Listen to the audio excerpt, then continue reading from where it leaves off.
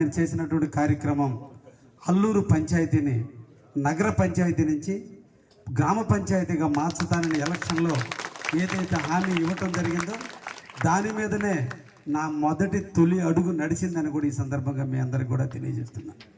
నేను పెట్టినటువంటి సంతకాలు మొట్టమొదటి ముఖ్యమంత్రి గారిని నేను పేద రవిచంద్ర గారు ఇద్దరం కూడా కలిసి కలవటం జరిగింది. ఇద్దరు మంత్రులను కలవడం జరిగింది. ఒకటి ఇరిగేషన్ మంత్రిని, రెండు సీఎం గారిని కలిసినప్పుడు మొట్టమొదటి చెప్పింది నగర పంచాయతీ మోపూరు, ఇసుకపల్లి, నోపూరు, సింగపేట, అల్లూరు 3 కూడా ఉంది.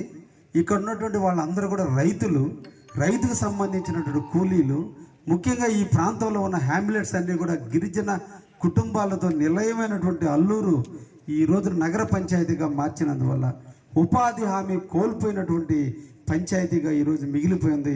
పేదవాళ్ళుగా మిగిలిపోతున్నారు. ఇమీడియట్లీ దీన్ని నగర పంచాయతీ నుంచి గ్రామ పంచాయతీగా మార్చమని ముఖ్యమంత్రి గారికి అల్లుడుగా నా బాధ్యతలో మొదటి కర్తవ్యాన్ని స్టార్ట్ చేశాను. తప్పకుండా అతి తొందరలోనే ఈ 3టిని మళ్ళీ పంచాయతీ గ్రామాలుగా మార్చి ముందు ఉపాధి హామీ పథకాన్ని తీసుకొచ్చి పేదలందరూ కూడా నిరంతరం కూడా పని కల్పించే దాంట్లో మొట్టమొదటి బాధ్యత తీసుకున్నానని ఈ సందర్భంగా మీ అందరికి కూడా తెలియజేస్తున్నాను.